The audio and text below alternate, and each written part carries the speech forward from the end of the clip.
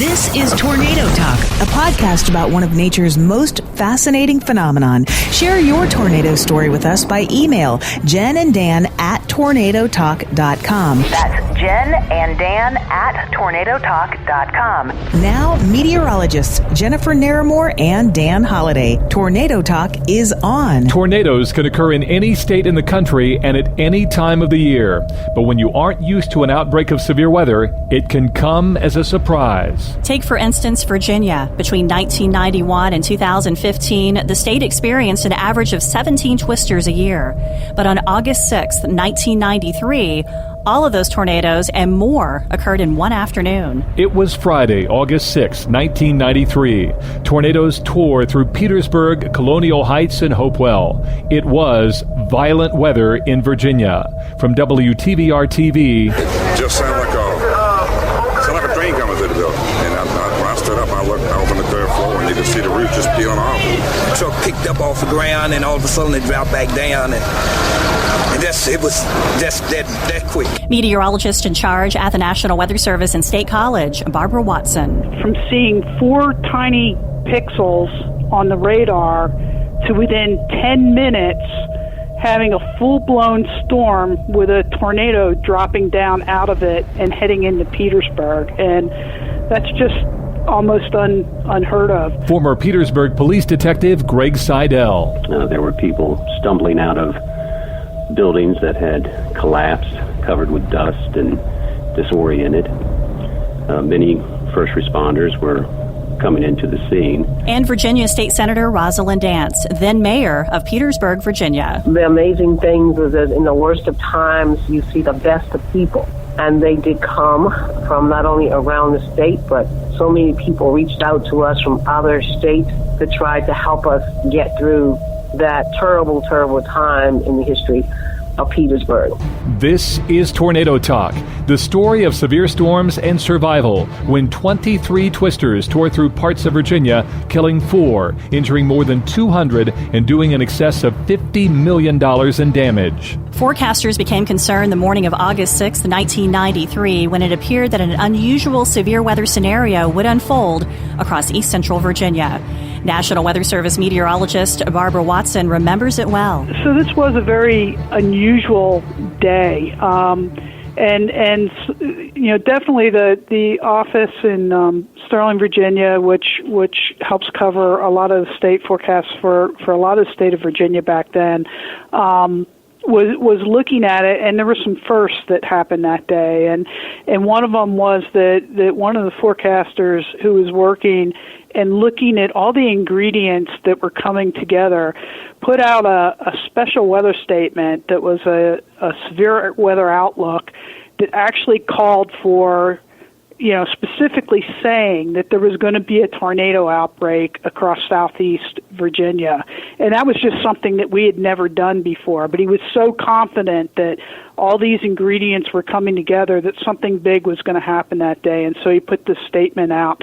And it was in conjunction with the Storm Prediction Center out in Oklahoma was also, you know, gearing up for a potential event. As officials spread the word that severe weather and tornadoes were possible, residents in the Commonwealth might not have been that worried. Up until that time, the deadliest tornado outbreak occurred back in May of 1929. That's when 5 tornadoes killed 21 people. It wouldn't be the first time that Petersburg had been hit, though. On June 21st in 1970, a twister of F2 strength had hit the community, and again on May 8th, 1984.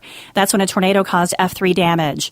Both of those storms spawned tornadoes but caused no injuries and no deaths. August 6th, 1993 would be different. Technology was not what it is today. Barbara Watson at the National Weather Service says radar coverage was sparse, and forecasters were still training on Doppler radar. You know, at that time, we didn't even have, now there's a Doppler radar in Wakefield, Virginia, and that radar didn't exist back then. We didn't have Doppler radar yet, except they just put one in Sterling, Virginia, and we hadn't even gone through a full year on it. We were all just completing our initial training on the radar, but still it was like 100 miles away from Petersburg, or 80 miles away, and so it was, by the time the radar beam gets down to that area, it's very high up into the storm. And so you were relying on some of the older style radars, which weren't exceptionally close. The best one was in Patuxent River, which is still a ways away over in Maryland. And then there was a smaller radar there in Lynchburg, Virginia, and forecasters, trying to look at these radars and determine what was going on. So it was very difficult for them to initially detect the development. The first touchdown happened early that Friday afternoon. It occurred near the town of Kenbridge at 12:43. Roofs were ripped off of a furniture company and a briquette plant. The tornado then moved into Nottoway County. Meteorologist Barbara Watson recalls how unusually rare that day was. We call the storms that produce these tornadoes supercells. They're huge storms, and it's not a typical thing in Virginia. But sure enough, by 1 o'clock that day, we had two supercells that moved up towards Richmond and Petersburg. And another really rare thing that happened with a Petersburg tornado is that typically these storms, they're big rotating thunderstorms. In the development of a thunderstorm, to get to the point of dropping one of these type tornadoes would typically maybe take it about 45 minutes to develop. And so there was one of these storms that was moving up to the west and did actually produce a weak F1 type tornado, which had winds maybe up to 100 miles an hour in it. And this new storm cell started to develop to the southeast of that storm. And the cool air outflow from the rain area of the storm, of the big one that was to the west-northwest of this other storm cell that was just beginning to pop up, was able to sweep in and help this new storm cell develop extremely rapidly, so that from our vantage point all the way up in Sterling, Virginia, we went from seeing 4 tiny pixels on the radar to within 10 minutes having a full-blown storm with a tornado dropping down out of it and heading into Petersburg. And that's just almost unheard of. By 1:30 in the afternoon, a supercell had exploded in intensity, now spawning a tornado, heading into the community of Petersburg, Virginia. Petersburg was known for its Old Town area that withstood the Civil War back in the 1860s. Most of the buildings still stood from that era until the tornado continued on its path. A large multi-vortex tornado was on the ground, tearing into the commercial historic district of Petersburg. Then Petersburg police detective Greg Seidel said he didn't know it was coming and recalls it ending as quickly as it began. I know that a mile and a half away from the river, I had a point of elevation, and driving that way, I could see nothing. And it wasn't like the sky was dark, or it was. It's like it just dropped out of the sky and disappeared as soon as it came through. Seidel said officers were initially called to assist with a gas explosion, but the loud noise was actually a tornado that had descended on Petersburg. The tornado, when it touched down, it was without warning. So the detectives that were inside a building that was also heavily damaged believed that it was a natural gas explosion from one of the adjacent buildings or the utility itself. That's what it sounded like to them. It was such a instant, quick, and devastating, powerful event that they had no idea that it was a tornado. The oldest standing train station in Virginia had been demolished. 58 buildings were badly damaged or destroyed. The end unit of a row of brick buildings was completely wiped out, so all that remained were a few side walls. 38 people were inside some of those buildings. Greg Seidel said he and officers immediately moved into search and rescue mode. So I rolled to downtown, and as I went down the main street, Sycamore Street, I could see that the power lines were swaying, debris was falling. The tornado had just passed, and as soon as I got to the epicenter of the tornado damage, there were people stumbling out of buildings that had collapsed, covered with dust and disoriented. Many first responders were coming into the scene, so we started to enter the buildings that looked most damaged. One in particular was the French Betsy restaurant. And inside we found folks who were able to walk out with help, and some that were partially buried in the debris. So we worked to extract them from the fallen masonry. It was all brick. Get them to stretchers and take them to a triage center that was set up in a nearby parking lot. After the first individuals were located and gotten to safety, we then started checking the rest of the buildings, which was precarious because they were in a state of, it's hard to explain. Part of the building would be fine, and another part of the building would be completely destroyed and very precarious to try to travel through, especially on the upper floors. Rosalind Dance had just become the mayor of Petersburg, Virginia, a year before the tornado struck. Today, she's a state senator of the 16th District. She recalls making her way into town after the storm had hit. Actually, I was en route to City Hall and noticed a downpouring of rain, but really wondered what was happening. And as I tried to get to City Hall, I saw that the streets were closed off, and and I said, okay, I'll take the next street and the next street, but it was very difficult just to get there, and I knew something major must have happened. And by the time I arrived, the question to me was, where is the city manager?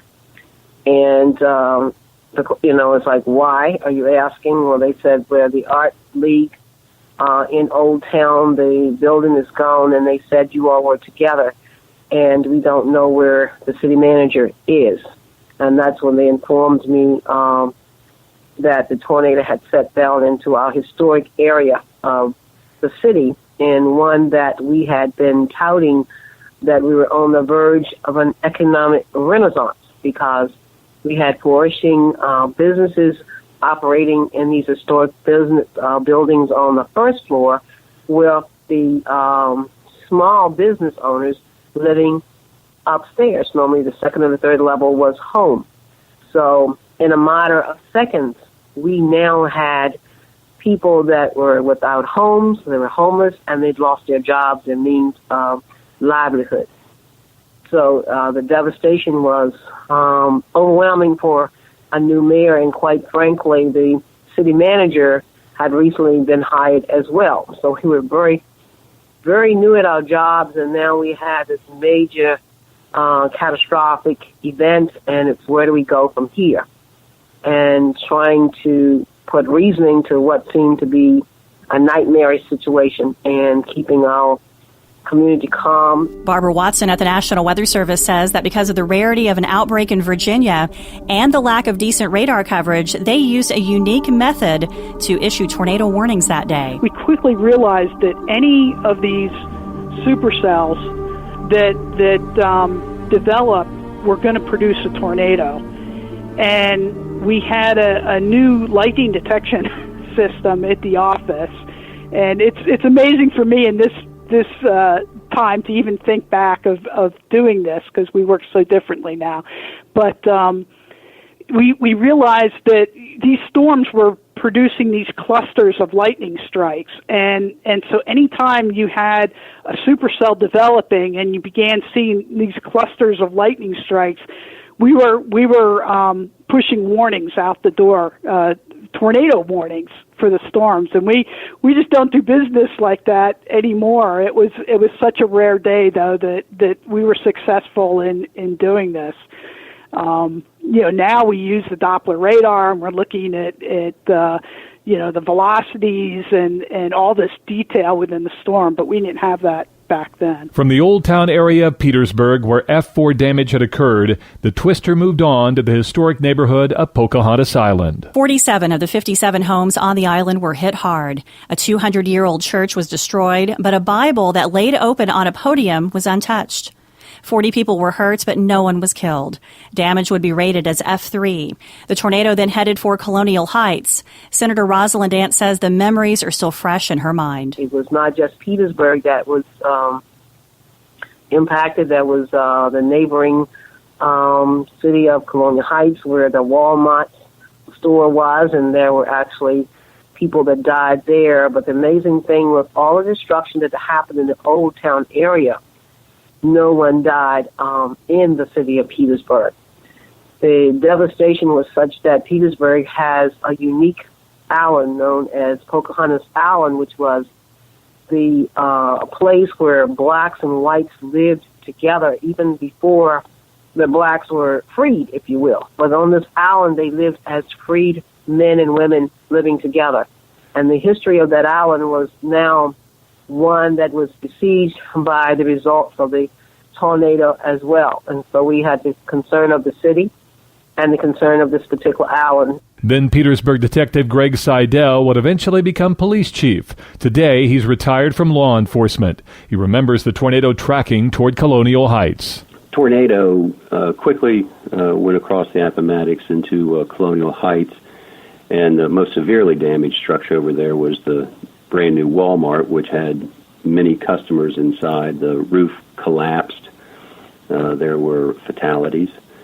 And so local response was quick there, but it was overwhelming. We had, fortunately, not as many injuries or fatalities as were possible or likely, but it still was a very busy 3 or 4 hours ensuring that all the buildings were clear and that all the wounded were being treated. It was kind of like going into shock because it seemed so unreal. You're at Walmart shopping for school supplies, and all of a sudden the ceiling caves in on you. In Colonial Heights, the tornado was reportedly as wide as the entire Walmart store.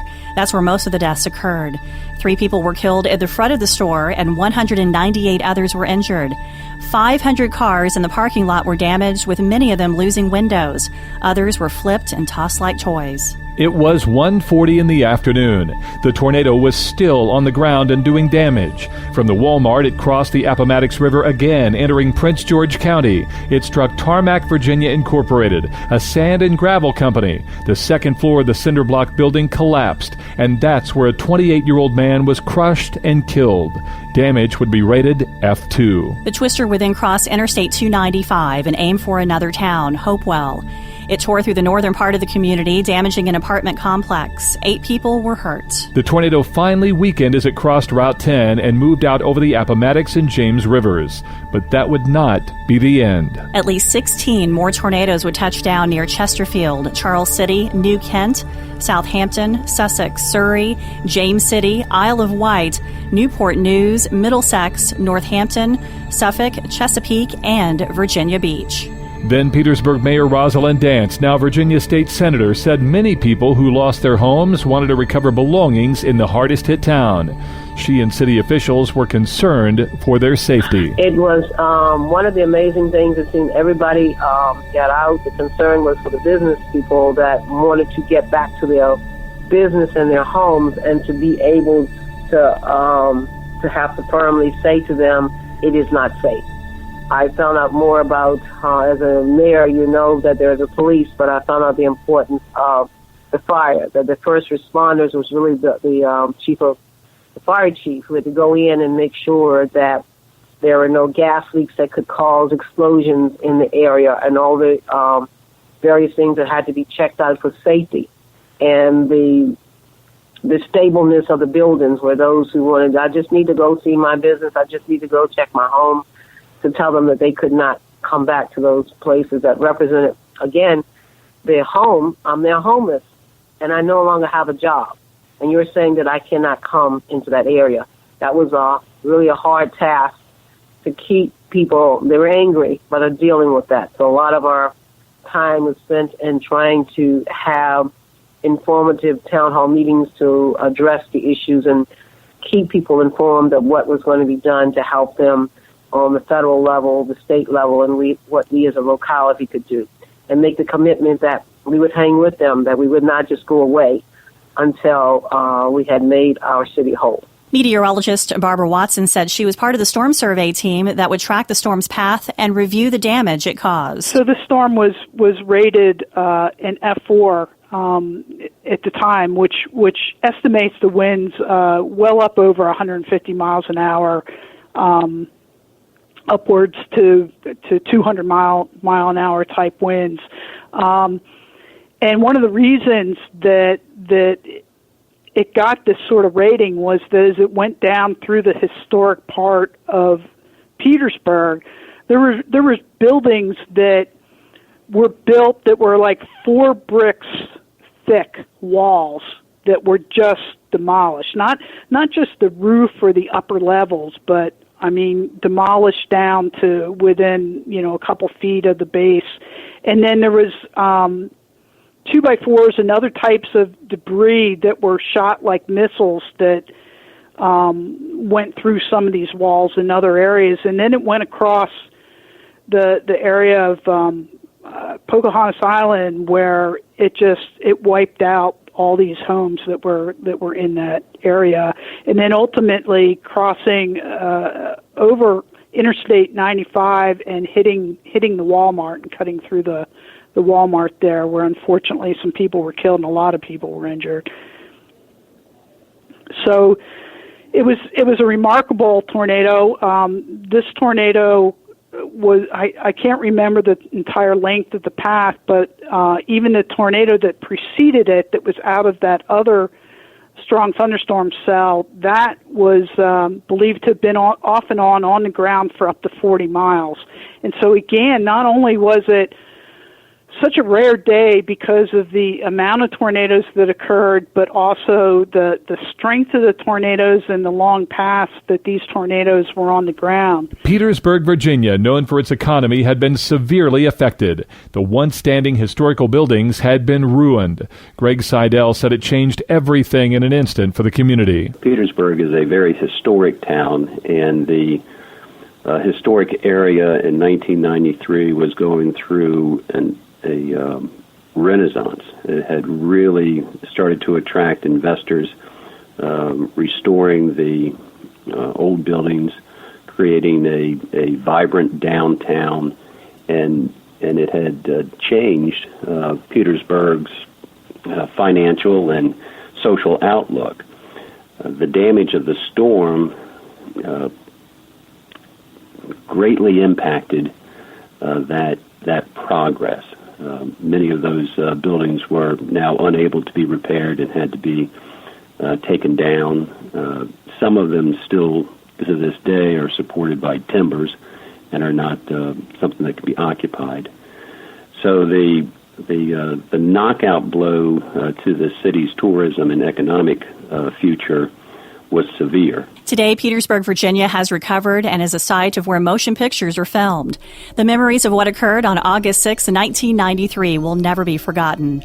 Meteorologist Barbara Watson at the National Weather Service distinctly remembers a storm survivor story from that day. One person came up talking to me that whose daughter had been in one of the buildings that was destroyed, and they were It was like a, let's say, a 2-3-story building, and they were coming down the steps from the upstairs down. They were either coming down from the 3rd level to the 2nd level or the 2nd level to the 1st level when the tornado hit the building, and they described seeing the wall disappear, and then their body being picked up by the tornado and being carried. And they saw that they were being hurled toward the wall of the next building. And they thought, this is it. I'm going to be dead. And right before they impacted the wall of the next building collapsed, and they were actually placed on the floor of the next building with just relatively minor injuries. If I remember right, they may have had like a broken leg or something. But considering the fact that they thought this was it, that to me was just an amazing story and description of what they went through. Virginia State Senator Rosalind Dance says her role that day in Petersburg wasn't easy, but the support she received from surrounding areas helped everyone cope with the worst disaster Petersburg had ever seen. All those who came, there were legislators, the governors, and all those, but the most people that had the most significant impact was the diversity of the regular people that just came to say, I saw this, I heard about this, and I just wanted to come and help. They're the ones that stood the test of time. You know, the regulations and all those things that take place at the state and federal level, that the slow drama of that was circumvented by the fact that people came and they made the everyday difference of food, whatever it is, extra shelter, clothing, whatever the people on the island needed, they provided. For the Old Town area, in a sense, as far as the economic status of the people, well, the businesses was much better positioned than the people on Pocahontas Island. And at the end of the day, Pocahontas Island, the area that was concerned that they would be forgotten as we looked at the business community and trying to restore them, that what would be their worth. The worth was that they were men and women and all life matters, and we, the people, the surrounding areas, state, outside the state, we came together to say the media, the local media did fundraisers for us, the TV stations posted fundraisers to help people. And it was really showing the best side of us. It's sad that we don't see this every day and we go away, but it seems like when we're at our worst and we need help, that's when people come. And that, and all that devastation, that stands out for me, just how considerate, just how much love and support was given to the people of the city of Petersburg. Next on Tornado Talk, an extremely rare F2 tornado tears through downtown Salt Lake City, Utah on August 11th, 1999. One fatality, more than 100 hurt. Severe weather slams Salt Lake City on episode 16 of Tornado Talk. This has been Tornado Talk. Take a moment to follow us on Facebook, Twitter, Instagram, and YouTube. Just search for Tornado Talk. Tornado Talk is free to you, but not free to produce. If you love what you hear, please support the show by becoming a member of Team Tornado Talk. It helps keep us going. Your monthly membership starting at $5 a month can earn you cool rewards like a Tornado Talk t-shirt, cap, koozies, and more. Plus, you'll always find free access to our past episodes. Just click the Patreon button online at tornadotalk.com.